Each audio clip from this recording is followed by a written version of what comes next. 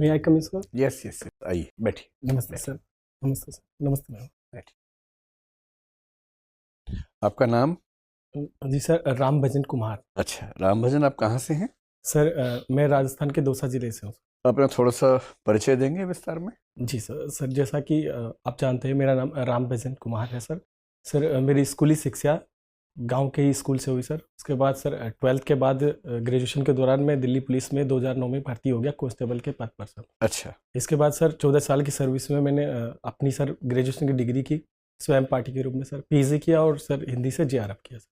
तब से sir civil services की तैयारी कर रहा हूँ। आपका नाम राम है, 14 साल से सर्विस में है, आईएएस बनना चाहते हैं, तो क्या मान लें कि 14 साल का वनवास पूरा हुआ आप?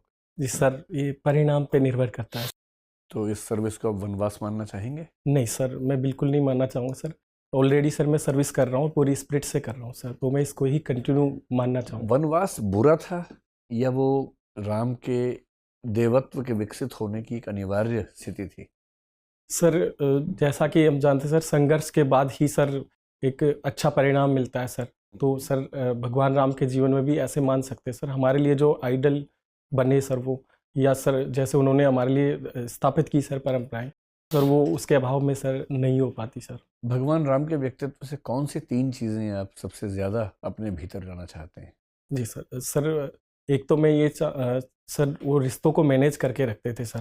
पहला तो सर मैं उनसे ये सीखना चाहूँगा। ठीक है। दूसरा सर वो प्रजा के लिए सर, अपने कर्तव्य के लिए सर, जो राजधर्म है उसके लिए सर किसी भी हद तक जा सकते थे सर।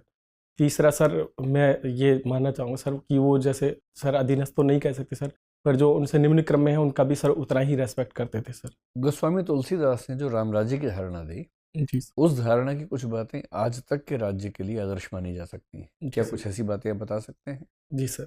सर गोस्वामी तुलसीदास जी ने सर जो राम राज्य की धारणा दी, उसके सर कई सारे तत्व सर आधुनिक राज्य की अवधारणा से मेल खाते हैं सर।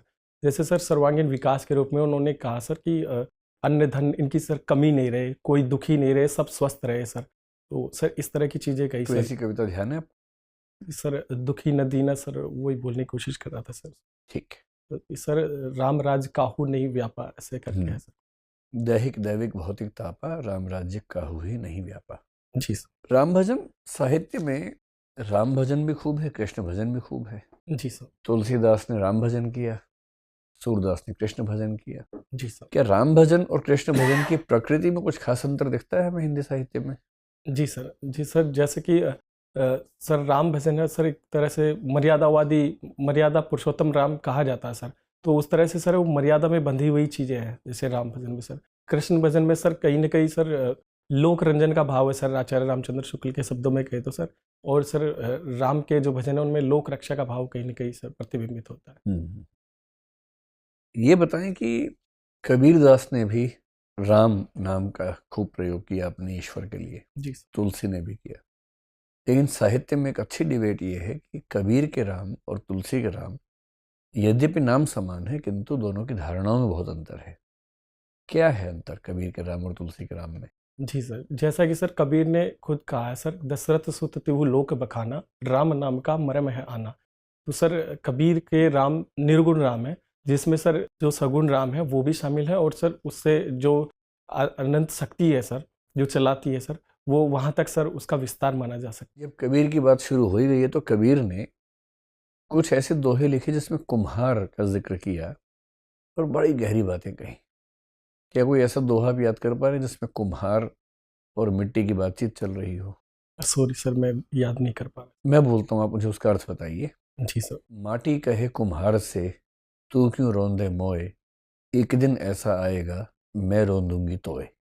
जी क्या सर। मतलब हो सकता है इस बात? इसका सर ये अभिप्राय है सर कि कबीर माटी से ये कह रहे हैं कि मतलब सर परिस्थितियों के, कबीर माटी से करें? सॉरी सर सर माटी कहे परिस्थितियों के। कुम्हार से, तू क्यों रोंदे मोए, एक दिन ऐसा आएगा मैं रोंदूंगी तोए। जी सर। सर ये परिस्थितियों के परिवर्तन को दिखाती है सर। आज परिस्थितियाँ कैसी है, कल को दूसरी भी हो सकती आप सरल अर्थ तो बताइए। भावार्थ तो बात की बात है, अर्थ क्या है इसका? है। ये सर जीवन के अंत के बारे में शायद सर कुछ कहा गया है कि जिस तरह से घरों में कोई आदमी रहता है, एक दिन मिट्टी में मिल ही जाना है सर, इस तरह का सर शायद कुछ समझ पा रहा ठीक हूँ। ठीक सर।